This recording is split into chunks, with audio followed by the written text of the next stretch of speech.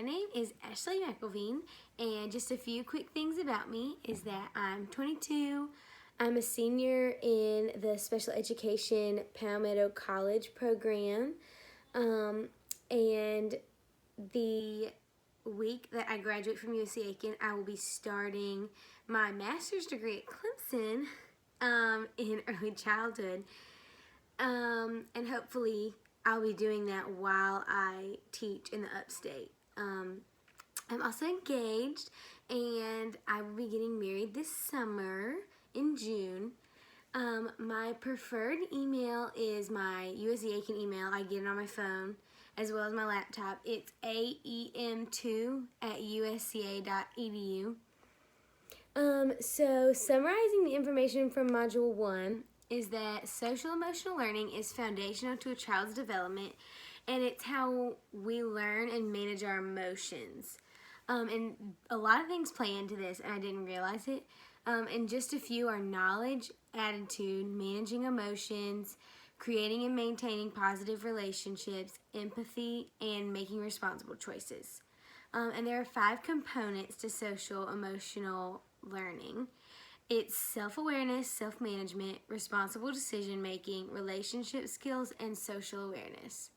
And then there are 3 implications for teachers about social emotional learning that I drew from the module. So one of them is arranging the environment in ways that promote social learning and interaction. And this can be the physical space. It can be how you arrange the desks, group learning. It can be creating a positive atmosphere, all that good stuff. The second is knowing that factors outside the classroom are going to contribute to social emotional learning. So first of all, we have to have the knowledge that's going to happen as educators. Second of all, we need to know specific things that will impact different cultures, genders, all that good stuff, age groups, as well as the location of your school, and then individual specific things. And then thirdly, we need to reach out and involve families. And especially in this day and age, we have technology at our fingertips, and in my county at least, like, internet was provided free to people for COVID, and still is, because we're still doing online learning for almost all students. And so almost everyone in my county, public school wise, their parents have access to some, or guardians, have access to some kind of internet, whereas they might not have before. So we can email, we can create class websites, we can do mass text, we can do all that stuff. And I think we really need to take advantage of that.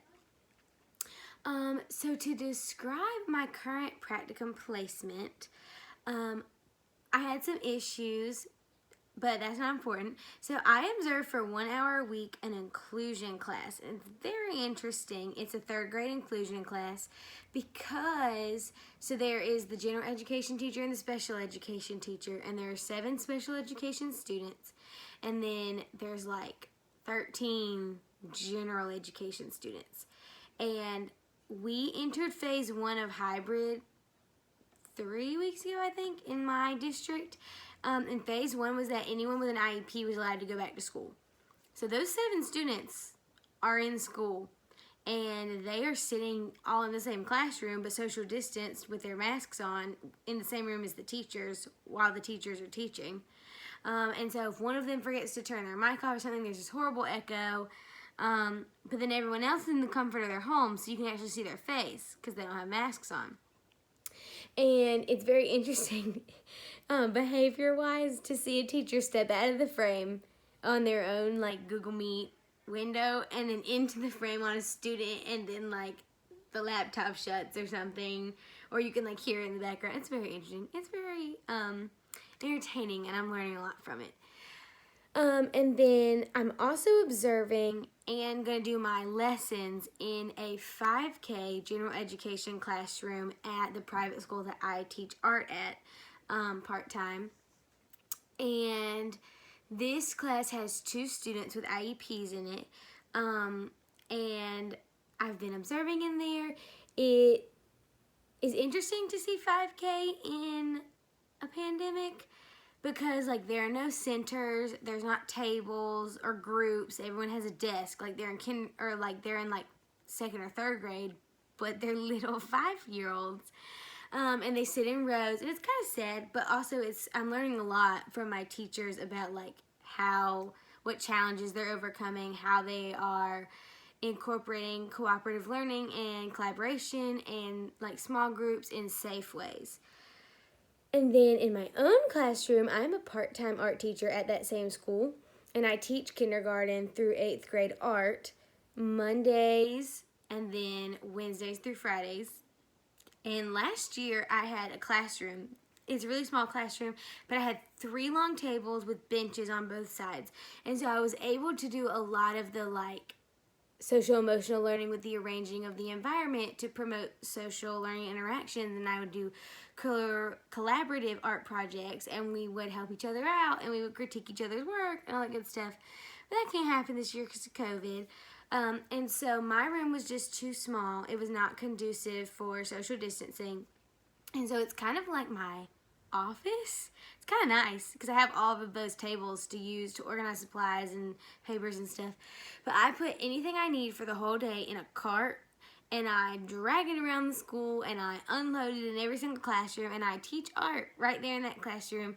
And it can be discouraging at times, but I've also learned a lot, not just about art or being an art teacher, but just about being a teacher in general. I've learned a lot about like how different teachers set up their classrooms, how different teachers decorate their classrooms. I learned a lot about like word walls and anchor charts and behavior. I've seen a lot of cool behavior like chart ideas and like token economy stuff.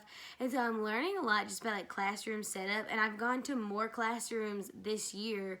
I mean, most of them are general education, but and I'm special ed, but still, I've gotten so many ideas pulled from different ability levels and grade levels and all that cool stuff than I would have ever have gotten just in my like 2 or 3 years in the professional program. And so that's been a really cool experience, and that's one of the ways that I'm trying to stay positive while teaching in person during a pandemic. But other than that, I'm so excited to start this 8-week class and to finish in December so I can student teach in the spring.